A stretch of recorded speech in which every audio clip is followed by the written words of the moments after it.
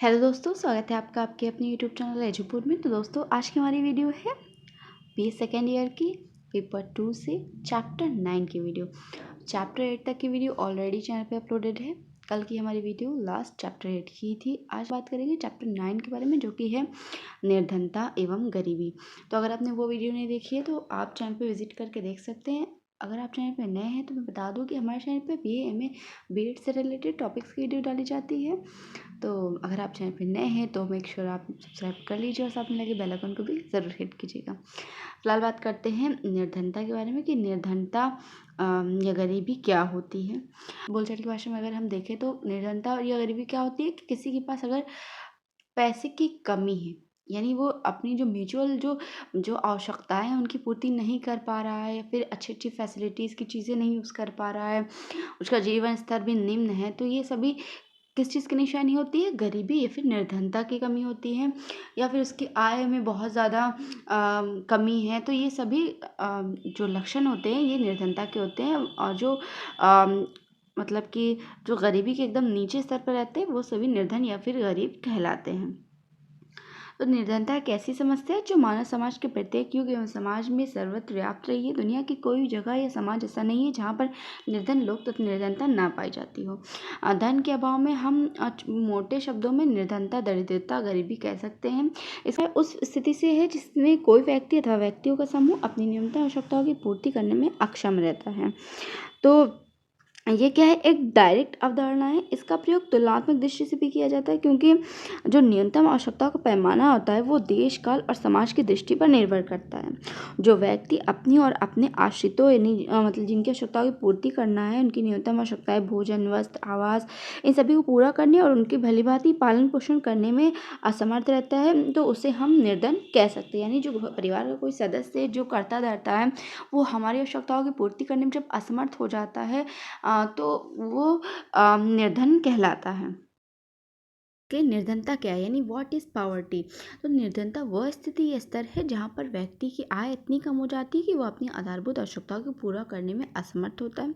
और निर्धनता कई प्रकार की हो सकती हैं और इसके कई कारण भी होते हैं।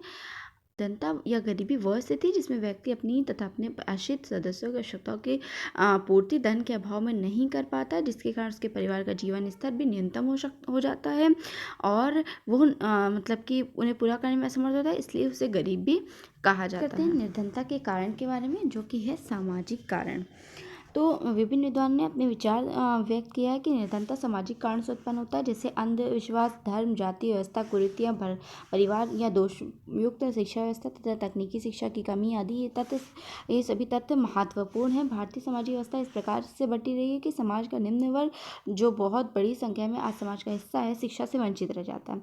सामाजिक कारण क्या है कि लाइक अगर कोई जॉब निकली है, वैकेंसी निकली है, हम पढ़े लिखे तो हैं लेकिन हम उतना क्वालिफाई नहीं है कि हम वो जॉब हासिल कर सके।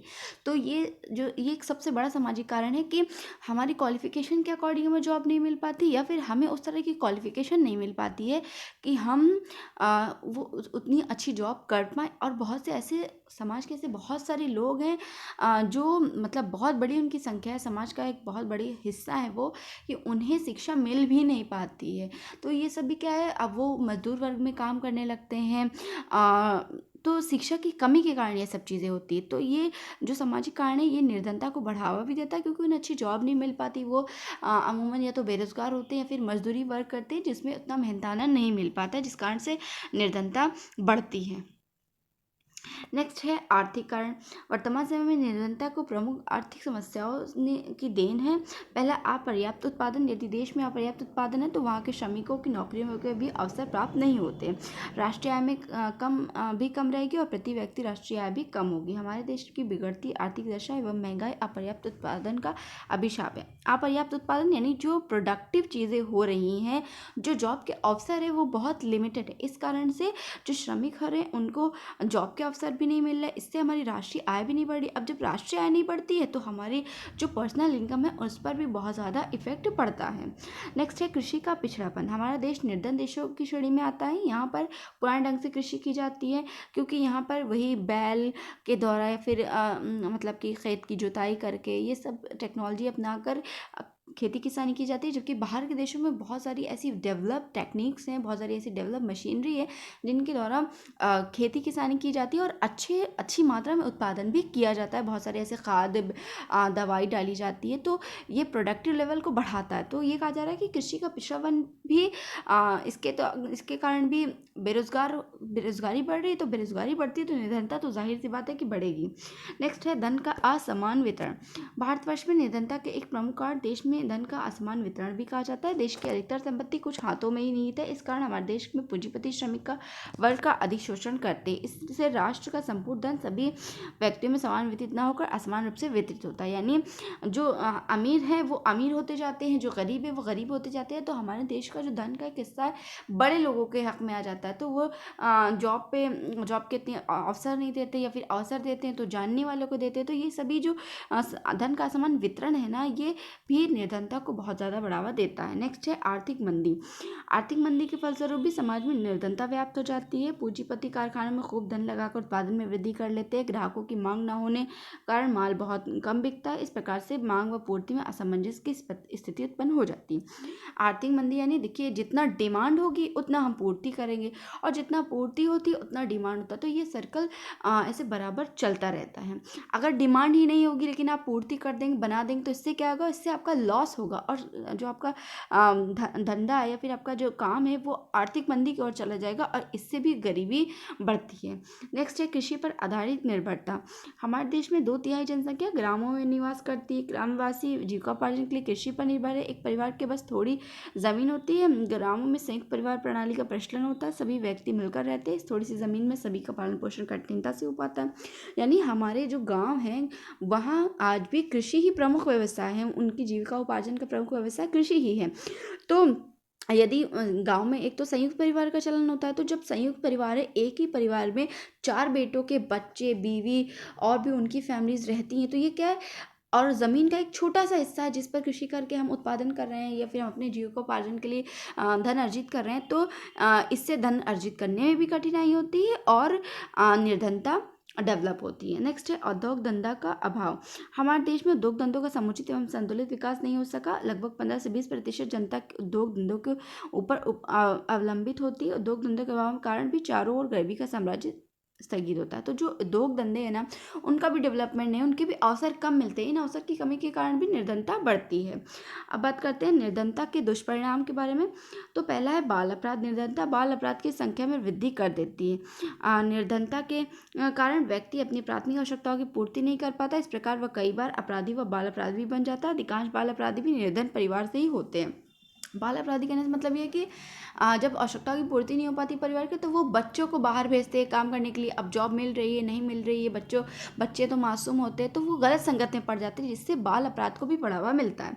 व्यक्तिगत विघटन। तो निर्धनता के कारण शारीरिक दृष्टि से व्यक्ति टूट जाता है, उसका मानसिक मनोबल भी टूट जाता है, उसका मानसिक संतुलन बिगड़ने लगता है, जिससे उसका मेंटल डिसऑर्गेनाइजेशन हो जाता है और उसके चरित्र का भी पतन हो जाता है, और वो अलग अलग चीज़ों का, गलत संगत का शिकार हो जाता है, जिससे उसका व्यक्ति का विघटन हो जाता है। नेक्स्ट है विवाह विच्छेद। तो निर्धन लोगों का वैवाहिक जीवन अत्यंत तनावपूर्ण होता है। कई बार तो विवाह विच्छेद तक की नौबत आ जाती है। एक तो निर्धनता, ऊपर से बेरोजगारी व्यक्ति के चिड़चिड़ा बना देती है। इससे पारिवारिक विघटन शुरू हो जाता है। परिवार कलह व अशांति के कारण कई बार विवाह विच्छेद हो जाते हैं। यानी मतलब मैरिज का जो वो होता है ना, टूट जाती है। तो ये इसके कारण ही होता है कि एक तो जॉब नहीं है, बेरोजगारी है, घर की आवश्यकताओं की पूर्ति नहीं कर पा रहे, ऊपर से घर की अशांति, लड़ाई झगड़े, पारिवारिक कलह, ये सब भी विवाह विच्छेद का एक प्रमुख कारण होता है। नेक्स्ट है भिक्षावृत्ति। तो रोजगार न मिलने के कारण अनेक लोग तो अपराध करने लगते हैं, परंतु कुछ ऐसे भी होते हैं जो महिलाएं एवं अपाहिज जो है वो भिक्षावृत्ति कार्य में लग जाते हैं, जो निर्धनता का परिणाम है।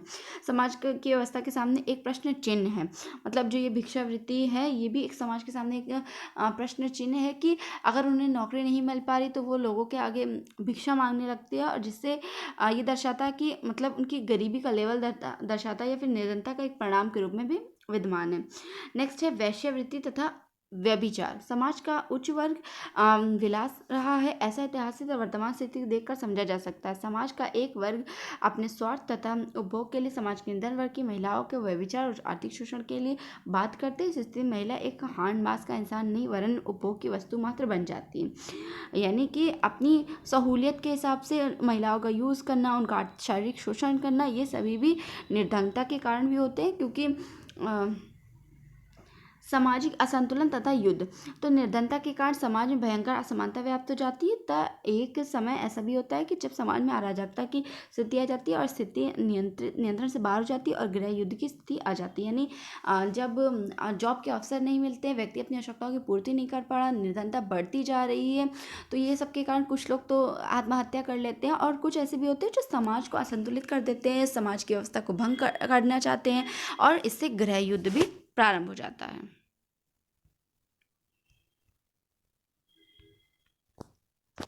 नेक्स्ट है आत्महत्या।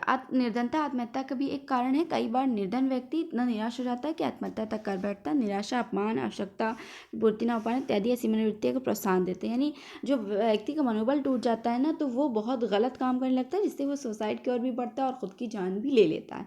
नेक्स्ट है संयुक्त परिवार प्रणाली। तो देश में निर्धनता बढ़ाने के लिए संयुक्त परिवार प्रणाली भी उत्तरदायी कही जाती है। संयुक्त परिवार प्रणाली व्यक्ति में आलस उत्पन्न कर देती है या व्यक्ति को एक घर से बाहर जाने का अवसर प्रदान नहीं करती। इससे बाल विवाह को भी बढ़ावा मिलता है। इन सब के कारण निर्धनता भी बढ़ती चली जाती है। यानी अगर संयुक्त परिवार है और घर में किसी एक के ऊपर ही जिम्मेदारी है, वही मुखिया है, तो और लोग आलसी हो जाते हैं, डिपेंडेंट हो जाते हैं, जिससे भी निर्धनता बढ़ती है। तो यदि इसके निवारण के बारे में बात करें तो सरकार ने समय समय पर ऐसी बहुत सारी योजनाएं चलाई, जैसे प्रधानमंत्री ग्रामोदय योजना, अन्योदय अन्न योजना, अन्नपूर्ण योजना, स्वर्ण जयंती, ग्राम स्वरोजगार योजना, संपूर्ण ग्रामीण रोजगार योजना, प्रधानमंत्री ग्रामोदय योजना, ग्रामीण आवास, ये सभी योजनाएं हैं जो निर्धनता को कम करने के लिए बनाई गई है।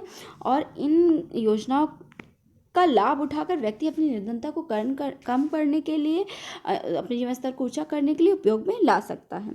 यदि भारत एक धनी देश है, इस बारे में बात करें तो भारत समाज के संदर्भ में ये कह सकते हैं कि भारत एक धनी देश है जहाँ के निवासी निर्धन हैं। मतलब भारत को प्राचीन काल से सोने की चिड़िया कहा जाता है, लेकिन भारत के जो निवासी वो निर्धन हैं। मतलब इस कथन को हम ये कह सकते हैं कि भारत में अनुकूल पर्यावरण है, प्राकृतिक साधनों की भरमार है और यहाँ अपार वन संपदा, विशाल जनशक्ति भी है, पर्याप्त जल स्रोत भी है, शक्ति के साधन भी है, विकसित आवागमन के साधन भी हैं, ट्रैवल की भी सुविधाएं। इन सभी के कारण भारत सोने की चिड़िया भी कही जाती है, लेकिन इनके कारण जो भारत में रहने वाले लोग हैं वे निर्धन कहलाते हैं। तो भारत एक धनी देश कहा जा सकता है, लेकिन भारत के निवासी निर्धन हैं।